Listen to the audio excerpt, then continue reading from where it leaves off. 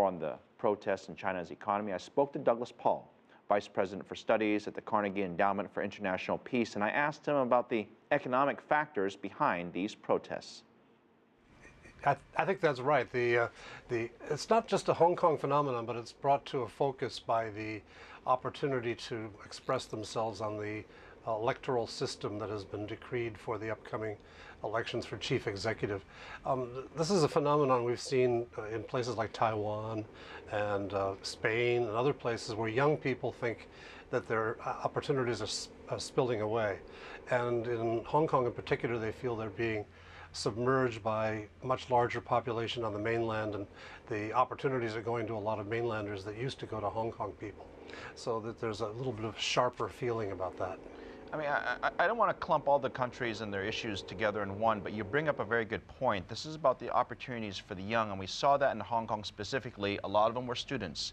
In Europe, when we see pictures, a lot of them are students as well. And you do hear the same thing over and over again, that when they graduate, they have a hard time getting jobs, shall I say, that they want. Is it an expectations from the students that's the issue, or is it society that perhaps these governments aren't providing the opportunities that they want? Well, since the end of the Cold War, those opportunities have been spread over an extra 1.5 billion people. And so the people who are in privileged education systems and advanced societies like Hong Kong have high expectations, but they find that they're being met really by hiring other people who maybe cost a little less or maybe don't have the same educational background, and they feel that somehow they've been disadvantaged in this process. And if you look around the world and look in Hong Kong, no government has yet come up with a way of satisfactorily addressing these elements of dissatisfaction. I want to refocus back on China for just a moment here. There's been a lot of discussion about the slowing. The World Bank has issued a number of statements saying that growth will slow in China. This isn't a huge surprise. However, I do want to point out that there is unintended consequences of a slowing economy, even though some people want it. What's the bigger impact going to be to the overall country and its sort of focus on reforms? Well, China has a need to not grow on the basis of accelerated investment, because China is getting less return on every dollar or renminbi of investment as each year passes. They've got to find a more sustainable level of growth. Right now it's falling to 7.5% by government decree, and probably will be even below that, somewhere near 7%. That is a sustainable level of growth.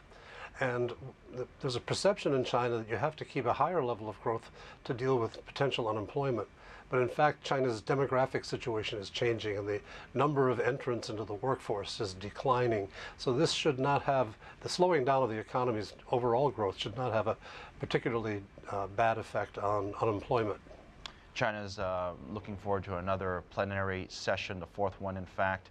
And I'm going to ask you to put on sort of your guessing hat a bit in terms of where party officials in Beijing and how they feel about the current state of the economy and what they think needs to be done and what's likely to be implemented.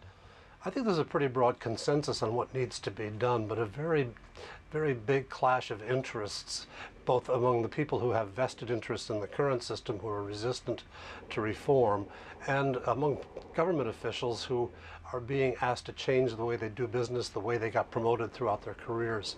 And this has caused an apparent slowdown in the implementation of the reforms that were announced the end of last year at the third plenum of the 18th Party Central Committee. The reforms are widespread in scope, very deep-running, but very tough to implement. I mean, you say tough to implement. What's the challenge in terms of, I know there are certain folks where there might be a conflict of interest. They're not going to want to implement these because it's against their own interests. But at the same time, the party's fairly strong, right? I mean, if they want to do something, they're going to get it done.